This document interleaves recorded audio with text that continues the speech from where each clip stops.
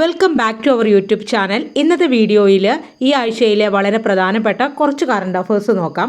ഒന്നാമത്തെ ചോദ്യം, ഇന്ത്യയിലെ ആദ്യത്തെ പൂർണ്ണമായും തദ്ദേശീയ AI പവേർഡ് മെയിൽ യുദ്ധവിമാനം കാലഭൈരവ്.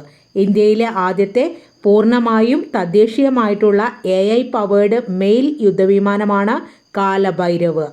2025 ഷാങ്ഹായ് കോർപ്പറേഷൻ ഓർഗനൈസേഷൻ ഉച്ചകോടി നടക്കുന്നത് ടിയാൻജിൻ. 2025 ഷാങ്ഹായ് കോർപ്പറേഷൻ ഓർഗനൈസേഷൻ ഉച്ചകോടി നടക്കുന്നത് Tianjin, China. Kerala aviation summit 2025 വേദി കൊച്ചി. കേരള ഏവിയേഷൻ സമ്മിറ്റ് 2025 വേദി കൊച്ചി. റവന്യൂ ഇന്റലിജൻസ് ഉദ്യോഗസ്ഥർ നടത്തിയ മയക്കുമരുന്ന് ഓപ്പറേഷൻ വീഡ് ഔട്ട്. തന്മുദ്ര ക്യാമ്പയിന് കീഴിൽ UDID രജിസ്ട്രേഷൻ പൂർത്തിയാക്കിയ കേരളത്തിലെ ആദ്യ ജില്ല കോഴിക്കോട്. രാജ്യത്തെ ഏറ്റവും വലുതും ആധുനികവുമായ കേന്ദ്ര ലൈബ്രറി നിലവിൽ വരുന്നത് അമരാവതി. ബോക്സിംഗ് ഫെഡറേഷൻ ഓഫ് ഇന്ത്യയുടെ പ്രസിഡന്റ് അജയ് സിംഗ്. ചരക്ക് സേവന നികുതിയുടെ നിലവിലുള്ള നിരക്കുകൾ 5%, 18%. അടുത്തിടെ അന്തരിച്ച ശാസ്ത്ര സാഹിത്യകാരനാണ് ഡോക്ടർ CG രാമചന്ദ്രൻ നായർ. 2025 വിരമിച്ച ഇന്ത്യൻ ക്രിക്കറ്റ് താരം ചേതേശ്വർ പുജാര.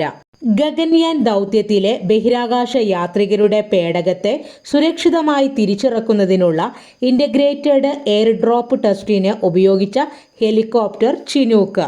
മനുഷ്യരെ ബഹിരാകാശത്തേക്ക് എത്തിക്കാനുള്ള ഇന്ത്യയുടെ ബഹിരാകാശ ദൗത്യമാണ് ഗഗൻയാൻ. സമുദ്രനിരപ്പിൽ നിന്നും 13,700 അടി ഉയരത്തിൽ സ്ഥിതി ചെയ്യുന്ന ലോകത്തിലെ 4ാമത്തെ സൈനിക വ്യോമതാവളം ന്യോമയിലെ മുദ് അഡ്വാൻസ്ഡ് ലാൻഡിംഗ് ഗ്രൗണ്ട്. ചൈന അതിർത്തിയിൽ നിന്ന് 30 കിലോമീറ്ററും ലേയിൽ നിന്ന് 200 കിലോമീറ്ററും അകലെയാണ് ന്യോമയിലെ മുദ് അഡ്വാൻസ്ഡ് ലാൻഡിംഗ് ഗ്രൗണ്ട് സ്ഥിതി ചെയ്യുന്നത്. ബോർഡർ റോഡ് ഓർഗനൈസേഷനാണ് ഇത് നിർമ്മിച്ചത്. നിർമ്മാണ ചെലവ് 218 കോടി രൂപയാണ്.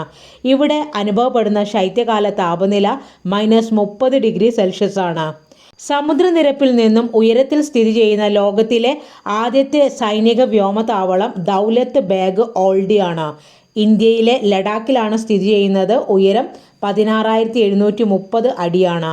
2ാം സ്ഥാനത്ത് കോംഡെ ബാംഡ ടിബറ്റിലാണ് സ്ഥിതി ചെയ്യുന്നത്. 14,219 അടിയാണ് ഉയരം. 3ാം സ്ഥാനത്ത് എൻഗാരി ഗുൻസ ഗാർ കൗണ്ടി ടിബറ്റിലാണ് സ്ഥിതി ചെയ്യുന്നത്. ഉയരം 14,022 അടിയാണ്. ചൈനയുടെ അധീനതയിലാണ് ഈ വ്യോമതാവളം ഉള്ളത്. വ്യോമ ഭീഷണികളെ നേരിടാൻ സംയോജിത വ്യോമ പ്രതിരോധ സംവിധാനമായ ഇൻ്റഗ്രേറ്റഡ് എയർ ഡിഫൻസ് വെപ്പൺ സിസ്റ്റത്തിൻ്റെ പരീക്ഷണം നടന്നത് ഒഡീഷയിലെ ചാന്ദിപ്പൂരിൽ വെച്ചാണ്.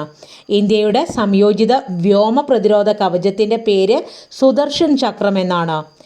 ഇന്ത്യൻ യൂണിയൻ മുസ്ലിം ലീഗിൻ്റെ ആസ്ഥാന മന്ദിരം സ്ഥിതി ചെയ്യുന്നത് ഡൽഹിയിൽ.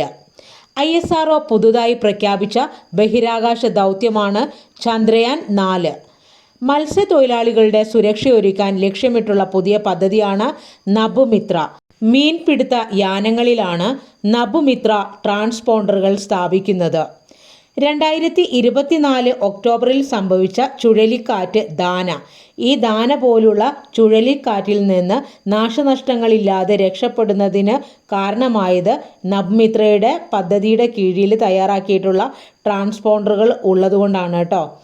ലോകത്ത് ജീവിച്ചിരിക്കുന്ന ഏറ്റവും പ്രായം കൂടിയ വ്യക്തിയാണ് എദൽ കാദർഹാം. എദൽ കാദർഹാമിന് 116 വയസ്സാണ് പ്രായം. ദ ചോലനായ്ക്കർ ഓഫ് കേരള എന്ന ബുക്ക് രചിച്ചത് പ്രൊഫസർ B ആനന്ദഭാനുവാണ്. നരവംശാസ്ത്ര പഠനത്തിന് ജീവിതം ഒഴിഞ്ഞുവെച്ച ആനന്ദഭാനുവിന് പ്രിയ ശിഷ്യൻ നൽകുന്ന ഗുരുദക്ഷിണയാണ് the pioneer of anthropology teaching in Kerala എന്ന ഹ്രസ്വചിത്രം. ഈ ഹ്രസ്വചിത്രം സംവിധാനം ചെയ്യുന്നത് ഡോക്ടർ MS മഹേന്ദ്രകുമാറാണ്. 2025 അറസ്റ്റിലായ മുൻ ശ്രീലങ്കൻ പ്രസിഡന്റ് റനിൽ വിക്രമസിംഗെ സർക്കാർ പണം ദുരുപയോഗം ചെയ്തതിനാണ് അറസ്റ്റിലായത്. ഇന്ത്യയുടെ സ്വന്തം ബഹിരാകാശ നിലയം ഭാരതീയ അന്തരീക്ഷ സ്റ്റേഷൻ ദേശീയ ബഹിരാകാശ ദിനമായി ആചരിക്കുന്നത് ഓഗസ്റ്റ് 23-നാണ്. 2025 ബഹിരാകാശ ദിന പ്രമേയം ആര്യഭട്ട മുതൽ ഗഗൻയാൻ വരെ, പുരാതന വിജ്ഞാനം മുതൽ നൂതന സാധ്യതകളിലൂടെ എന്നതാണ്. യുവാക്കൾക്ക് പുതിയ തൊഴിലവസരങ്ങൾ സൃഷ്ടിക്കുക എന്ന ലക്ഷ്യത്തോടെ ആരംഭിച്ച പദ്ധതി പ്രധാനമന്ത്രി വീക്ഷിത് ഭാരത് റോസ്ഗാർ യോജന. തൊഴിലില്ലായ്മ നിരക്കിൽ കേരളത്തിന്റെ സ്ഥാനം 3-ാമതാണ്. ദേശീയ സദ്ഭാവനാ ദിനം ആരുടെ ജന്മദിനമായാണ് ആഘോഷിക്കുന്നത്? രാജീവ് ഗാന്ധിയുടെ. രാജ്യത്തെ ആദ്യ സമ്പൂർണ്ണ IoT ഇന്റർനെറ്റ് ഓഫ് തിങ്സ് അധിഷ്ഠിത പഞ്ചായത്ത് തിരുവനന്തപുരം ജില്ലയിലെ കാട്ടാക്കട. നിലവിലെ കേന്ദ്ര മനുഷ്യാവകാശ commission chairman justice Ramasubramaniam.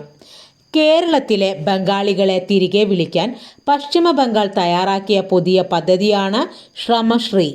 European വിപണിയിലേക്ക് കടക്കുന്ന കേരളത്തിലെ പുതിയ ബ്രാൻഡാണ് അതിരപ്പിള്ളി. 2025 കുഴഞ്ഞു വീണ് മരണപ്പെട്ട വാഴൂർ സോമൻ ഏത് നിയോജക മണ്ഡലത്തിലെ MLA ആയിരുന്നു? പീരുമേട്. കേരള കലാമണ്ഡലം വൈസ് ചാൻസലറായി നിയമിതനായത് B. Ananthakrishnan.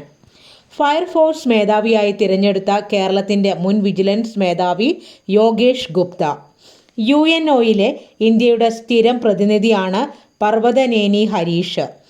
26-ാമത്തെ RBI governor Sanjay Malhotra. 71-ാമത് നെഹ്റു ട്രോഫി വള്ളംകളിയുടെ ഭാഗ്യചിഹ്നം കാത്തു. കളിവള്ളം തുഴയുന്ന കാക്കത്തമ്പുരാട്ടി. ലോക മുതിർന്ന പൗരന്മാരുടെ ദിനം ഓഗസ്റ്റ് 21-ന്. 2025 ഇന്ത്യയുടെ തൊഴിലില്ലായ്മ നിരക്ക് 5.2% കുറഞ്ഞു. ജലാലാബാദ് പട്ടണത്തിന്റെ പുതിയ പേര് പരശുരാംപുരി. ക്ഷേത്രപൂജ ചെയ്യാൻ യോഗ്യത നേടിയ കേരളത്തിലെ ആദ്യ വനിത ജയലക്ഷ്മി. ഓപ്പൺ AI പുതിയ ഓഫീസ് തുറക്കുന്നത് ഡൽഹിയിലാണ്. ഇന്ത്യയിലെ ഏറ്റവും സമ്പന്നനായ മുഖ്യമന്ത്രിയാണ് ചന്ദ്രബാബു നായിഡു. ഏറ്റവും പാവപ്പെട്ട ഇന്ത്യയിലെ മുഖ്യമന്ത്രി പശ്ചിമ ബംഗാളിന്റെ മമതാ ബാനർജിയാണ്. തലച്ചോർ തീനി എന്നറിയപ്പെടുന്ന അമീബയാണ് നൈഗ്ലേറിയ ഫൗളരി. മസ്തിഷ്ക ജ്വരം പടരുന്നതിന് കാരണമാകുന്ന അമീബ വകഭേദമാണിത്. വേൾഡ് കോമ്പറ്റീറ്റീവ്നെസ് റാങ്കിങ്ങിൽ ഇന്ത്യയുടെ സ്ഥാനം 41-ാമതാണ്. ബഹിരാകാശ കാലാവസ്ഥ പ്രവചിക്കാൻ നാസ IBMുമായി സഹകരിച്ച് പുറത്തിറക്കിയ പുതിയ AI മോഡലാണ് സൂര്യ. ഭൂകമ്പം, പ്രളയം, അഗ്നിബാധ തുടങ്ങിയവയിൽ മനുഷ്യനോ മൃഗമോ കുടുങ്ങിയിട്ടുണ്ടോ എന്ന് കണ്ടെത്തുന്നതിന് പുതിയ AI ഡ്രോൺ വികസിപ്പിച്ചത് P. Sreeraj. Integrated rural technology സെൻ്ററിൻ്റെ എനർജി വിഭാഗം ഗവേഷകനാണ് P. ശ്രീരാജ്.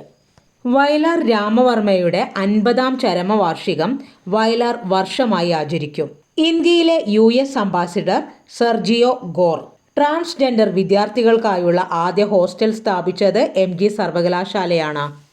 ഇന്ത്യയിലെ 2-ാമത്തെ വലിയ കടുവ സംരക്ഷണ കേന്ദ്രം പശ്ചിമ ബംഗാളിലെ സുന്ദർബൻസ്.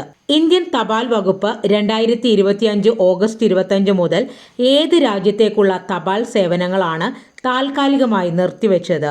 അമേരിക്കയിലേക്കുള്ള. ഡെപ്യൂട്ടി ദേശീയ സുരക്ഷാ ഉപദേഷ്ടാവായി നിയമിതനായത് അനീഷ് ദയാൽ സിംഗ് ആണ്. ഇന്ത്യയുടെ 22-ാമത് ഇന്ത്യൻ ഇൻസ്റ്റിറ്റ്യൂട്ട് ഓഫ് മാനേജ്മെന്റ് സ്ഥാപിതമാകുന്നത് ഗുവാഹത്തി. സംസ്ഥാനത്ത് സമ്പൂർണ്ണ യൂണിറ്റ് ഡിസബിലിറ്റി ID രജിസ്ട്രേഷൻ പൂർത്തിയാക്കിയ ആദ്യ ജില്ല കോഴിക്കോട്. ആദ്യത്തെ ഗേലോ ഇന്ത്യ വാട്ടർ സ്പോർട്സ് ഫെസ്റ്റിവലിൽ മെഡൽ പട്ടികയിൽ 1-ാം സ്ഥാനത്തുള്ള സ്റ്റേറ്റ് മധ്യപ്രദേശ്. ഇന്നത്തെ ഈ കറണ്ട് അഫേഴ്സ് ഉപകാരപ്പെട്ടാൽ ലൈക്ക് ചെയ്യുക, ഷെയർ ചെയ്യുക. നിങ്ങളുടെ വിലയേറിയ അഭിപ്രായങ്ങൾ കമൻ്റായിട്ട് രേഖപ്പെടുത്തുക. താങ്ക്